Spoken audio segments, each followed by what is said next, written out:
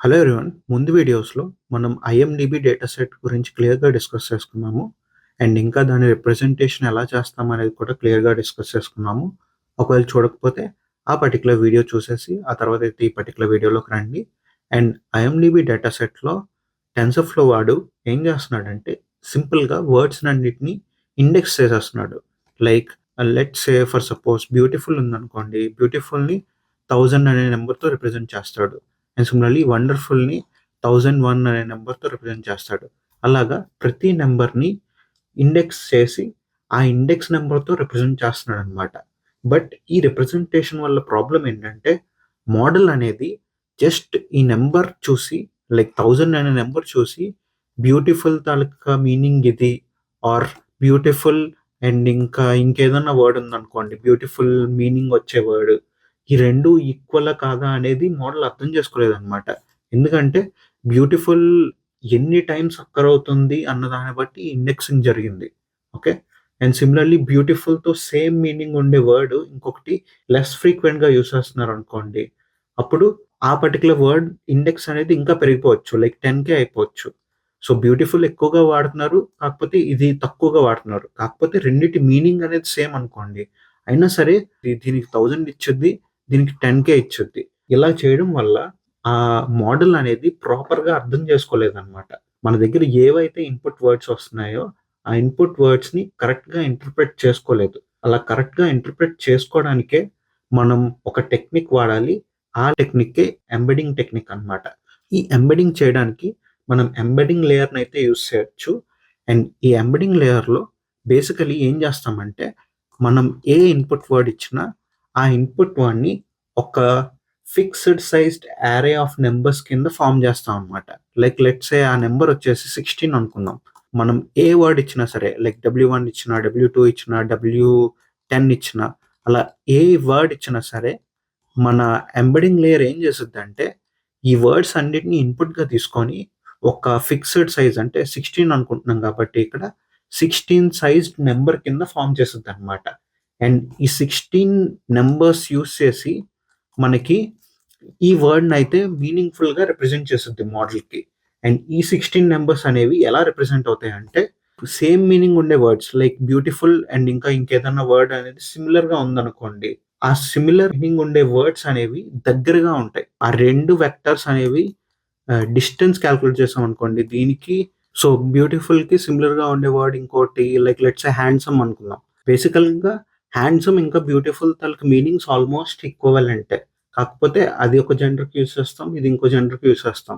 ఇలాగ 2 same meaning ఉండేటప్పుడు వాటి తాలూకా వెక్టర్స్ కూడా ఆల్‌మోస్ట్ నియర్ బై ఉండాలి. సో, మోడల్ ఏం చేసిద్దంటే ఈ 2 నియర్ బై ఉండేటట్టు చూసుకునిద్దనమాట. అదెలా చేస్తది ఏంటి అనేది మనం ఇప్పుడు అర్థం చేసుకోవడానికి ట్రై చేద్దాం. బేసికల్లీ ఎంబెడింగ్ లేయర్‌లో మనకి సింపుల్‌గా ఒక వెయిట్ మెట్రిక్స్ ఉండిద్ది. సో, లెట్స్ సే మన వొకాబులరీ సైజ్ అనేది 30,000 అనుకుందాం. లాస్ట్ వీడియోలో ఆల్రెడీ వొకాబులరీ అంటే ఏంటి? వొకాబులరీ సైజ్ అంటే ఏంటో డిస్కస్ చేసుకున్నాము. సో, లెట్స్ సే మన వొకాబులరీ సైజ్ అనేది 30,000 అనుకుందాము.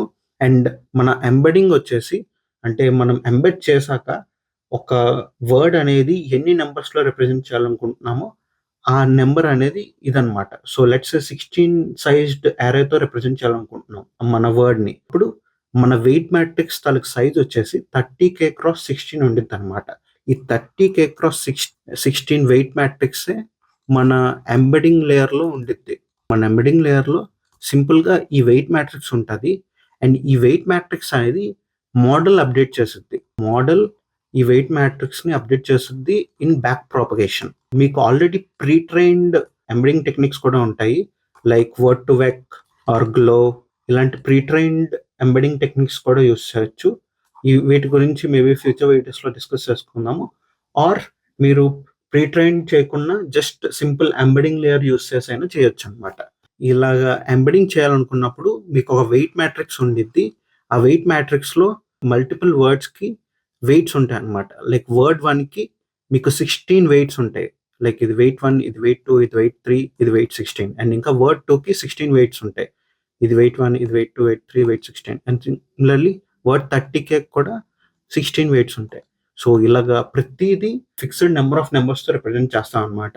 అండ్ ఈ వెయిట్స్ అన్నీ ర్యాండమ్గా ఇనిషియలైజ్ అవుతాయి ఇనిషియల్గా. సో స్టార్టింగ్లో ఇవన్నీ ర్యాండమ్గా ఇనిషియలైజ్ అవుతాయి. బ్యాక్ ప్రాపగేషన్లో ఎలా అయితే మోడల్ వెయిట్స్ని అప్డేట్ చేస్తుందో సిమిలర్గా వీటిని అన్నిటిని అప్డేట్ చేస్తుంది. అండ్ ఇవి ఎలా అప్డేట్ చేస్తుంది అంటే లైక్ లెట్స్ సే మన రివ్యూస్లోని ఏమన్నా పాజిటివ్ వర్డ్స్ ఉన్నాయనుకోండి, పాజిటివ్ వర్డ్స్కి ఈ వెయిట్స్ అనేవి సిమిలర్గా అడ్జస్ట్ చేస్తుంది. అండ్ నెగిటివ్ వర్డ్స్కి మళ్ళీ ఇంకో వేలో సిమిలర్గా అడ్జస్ట్ చేస్తుంది. ఇలా పాజిటివ్ నెగిటివ్ వర్డ్స్కి సిమిలర్గా అడ్జస్ట్ చేయడం వల్ల మోడల్ వాటిని బాగా ఇంటర్ప్రిట్ చేసుకొని ఓవరాల్గా సెంటెన్స్ అనేది పాజిటివా నెగిటివా అనేది చెప్పగలుగుతుంది అనమాట.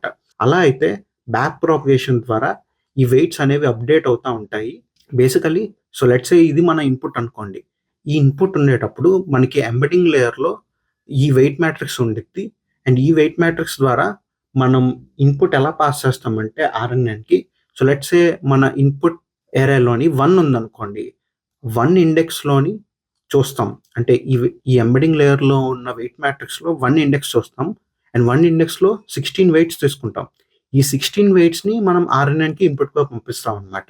సిమిలర్లీ 14 ఇండెక్స్ ఎక్కడెక్కడో ఉండిద్ది. 14 ఇండెక్స్లో ఉన్న 16 నెంబర్స్ని మనం ఇన్పుట్గా పంపిస్తాం. ఇవన్నీ టైమ్ సిరీస్ డేటా కదా. బేసికలీ వర్డ్స్ అనేవి టైమ్ సిరీస్లో పంపించాలి మనం. 0 టైమ్ స్టాంప్లో వర్డ్ 1 పంపించాలి, అండ్ 1 టైమ్ స్టాంప్లో వర్డ్ 2 పంపించాలి, అండ్ 3rd టైమ్ స్టాంప్లో వర్డ్ 3 పంపించాలి, 4th టైమ్ స్టాంప్లో వర్డ్ 4 పంపించాలి. అలాగే టైమ్ స్టాంప్ వైజ్ వర్డ్స్ని ఇన్పుట్గా పంపించాలి. మీరు ఆర్ఎన్ఎన్ వీడియోస్ చూస్తే కనుక ఇది క్లియర్గా అర్థం చేసుకోగలరు. సో టైమ్ స్టాంప్ వైజ్ పంపించాలి కాబట్టి ఇన్ జనరల్ ఇండెక్స్ ఒక్కటే యూస్ చేస్తాం అనుకోండి, అప్పుడు డైరెక్ట్గా టైమ్ స్టాంప్ 0లో మనం ఓన్లీ ఒక నెంబరే పంపిస్తాం. ఈ ఒక నెంబరే పంపేయడం వల్ల మోడల్ అనేది క్లియర్గా అర్థం చేసుకోలేదన్నమాట. అందుకే ఏం చేస్తున్నాము, మధ్యలో ఇక్కడ ఈ డైరెక్ట్గా ఇన్పుట్ పాస్ చేసే బదులు మధ్యలో ఒక ఎంబెడింగ్ లేయర్ని యూస్ చేస్తున్నాం. డైరెక్ట్ ఇన్పుట్ పాస్ చేసే ముందు ఒక ఎంబెడింగ్ లేయర్ని యూస్ చేస్తున్నాం. ఆ ఎంబెడింగ్ లేయర్లో సింపుల్గా మీరు అర్థం చేసుకోవడానికి ఏమనుకోవచ్చు అంటే ఒక వెయిట్ మ్యాట్రిక్స్ ఉండిద్ది. ఆ వెయిట్ మ్యాట్రిక్స్ ఏం చేస్తుంది, మన వర్డ్స్ని వెక్టర్స్గా మ్యాప్ చేస్తుంది అనమాట. And like let's say word 2ని 16 సైజ్డ్ వెక్టర్గా మ్యాప్ చేసింది. అలాగా మ్యాప్ చేసిన తర్వాత 1 పాస్ చేసాం అనుకోండి, 1 పాస్ చేసినప్పుడు ఈ వెయిట్ మ్యాట్రిక్స్ నుంచి ఓన్లీ ఫస్ట్ రో మాత్రమే తీసుకుంటాం. ఆ ఫస్ట్ రోని మాత్రమే తీసుకొని ఇక్కడ ఇన్పుట్గా పాస్ చేస్తాం. అంటే ఇన్స్టెడ్ ఆఫ్ పాసింగ్ 1 నెంబర్ మనం ఇప్పుడు 16 నెంబర్స్ పాస్ చేస్తున్నాం అనమాట.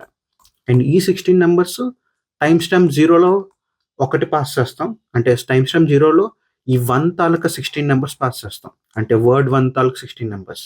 అండ్ టైమ్ స్టాంప్ 1లో వర్డ్ 2 తాలూకా 16 నెంబర్స్ పాస్ చేస్తాం. అండ్ టైమ్ స్టాంప్ 2లో వర్డ్ 3 తాలూకా 16 నెంబర్స్ పాస్ చేస్తాం. అలాగా టైం వైజ్ ఇన్పుట్స్ పాస్ చేస్తూ ఉంటాము. అండ్ ఆర్ఎన్ఎన్ అనేది ప్రాసెస్ చేస్తూ లాస్ట్లో మనకి అవుట్పుట్ ఇస్తుంది అనమాట. ఎయిదర్ రివ్యూ అనేది పాజిటివా లేదా నెగిటివా అనేది. ఇది overall working of RNN in case of IMDb data set అనమాట. ఐఎండిబి డేటా సెట్లో ఫస్ట్ మనం ఇన్పుట్ తీసుకుంటున్నాము. టెన్సర్ఫ్లో వెబ్సైట్లో మనకి tensorflow.keras.datasets ఐఎండిబి డేటా సెట్స్ అనేది డైరెక్ట్లీ అవైలబుల్ ఉంది. అండ్ లోడ్ చేసినప్పుడే అది ఎలా లోడ్ అవుద్ది అంటే ఈ ఇండెక్స్ల ప్రకారం లోడ్ అవుతుంది అనమాట. సో ఇండెక్స్ల ప్రకారం 0 అంటే ప్యాడింగ్ టోకెన్, 1 అంటే స్టార్ట్ టోకెన్, 2 అంటే అన్నోన్ టోకెన్, 3 అంటే అన్యూస్ టోకెన్. అండ్ రిమైనింగ్ అన్ని ఒకవేళ less frequent word more index ఉండిద్ది, అంటే చాలా పెద్ద ఇండెక్స్ ఉండిద్ది. అండ్ మోర్ ఫ్రీక్వెంట్ వర్డ్కి తక్కువ ఇండెక్స్ ఉంటుంది. ఈ విధంగా వాళ్ళు అయితే ఇండెక్స్ చేశారు. కానీ ఈ ఇండెక్సింగ్ వల్ల ప్రాబ్లం ఏంటి, మోడల్ అనేది క్లియర్గా అర్థం చేసుకోలేదన్నమాట ఆ వర్డ్స్ని. సో అందుకే మనం మధ్యలో ఏం యూస్ చేయాలనుకుంటున్నాం, ఎంబెడింగ్ లేయర్ యూస్ చేయాలనుకుంటున్నాం. సో ఎంబెడింగ్ లేయర్ ద్వారా మోడల్ అనేది ఇంకా బాగా అర్థం చేసుకోగలదు అనమాట వర్డ్స్ని. ఆర్ అవుట్పుట్కి ఇన్పుట్కి మధ్య రిలేషన్ని బాగా క్యాచ్ చేయగలదు. అందుకే ఎంబెడింగ్ లేయర్ అయితే యూస్ చేస్తాము. ఎంబెడింగ్ లేయర్లో నథింగ్ బట్ ఒక వెయిట్ మ్యాట్రిక్స్ ఉండిద్ది. ఆ వెయిట్ మ్యాట్రిక్స్ అనేది ఏం చేస్తుంది, ప్రతి వర్డ్ని ఒక 16 సైజ్డ్ వెక్టర్తో మ్యాప్ చేస్తుంది. ఇది 16 అంటే ఇది ఒక హైపర్ పారామీటర్ టైప్. దీన్ని మనమే ఫిక్స్ చేసుకోవచ్చు. లైక్ 32 చేయొచ్చు, 64 చేయొచ్చు, ఏదైనా అది మన ఇష్టమే. నెంబర్ ఆఫ్ నెంబర్స్లో మనం రిప్రజెంట్ చేయాలనుకుంటుంది అది మన ఇష్టం. అదొక హైపర్ పారామీటర్. ఈ పర్టికులర్ కేసులో నేను 16 తీసుకున్నాను.